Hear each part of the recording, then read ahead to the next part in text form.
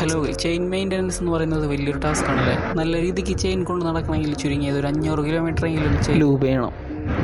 ചിലവ് കുറയ്ക്കാൻ ലൂബിന് പകരം മിക്ക ആൾക്കാർ ഗിയർ ഓയിൽ യൂസ് ചെയ്യാറുണ്ട്. അതിന് പകരം ഒരു പുതിയ സാധനം ഞാനൊന്ന് പരിചയപ്പെടുത്താം. ഇതാണ് ഗ്രീസ് ഓയിൽ.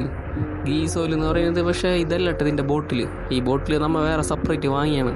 കാരണം ഇതിന് ബോട്ടിൽ തരൂല അവർ വേറൊരു ബോട്ടിൽ നമ്മൾ കൊണ്ടുപോകണ ബോട്ടിലേക്ക് ആക്കി തരുന്നതാണ്.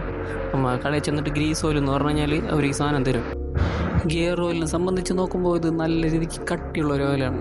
അതുകൊണ്ട് തന്നെ ഇതിൻ്റെ ഗുണം എന്ന് പറയുന്നത് നമ്മൾ ചെയിനിൽ അപ്ലൈ ചെയ്ത് കഴിഞ്ഞാൽ സ്പീഡിൽ ഓടുമ്പോൾ വീലിൽ തെറിക്കുക, അതല്ലാന്നുണ്ടെങ്കിൽ മഴയത്ത് പോകുമ്പോൾ പെട്ടെന്ന് പോകണ ഒരു ബുദ്ധിമുട്ടില്ല.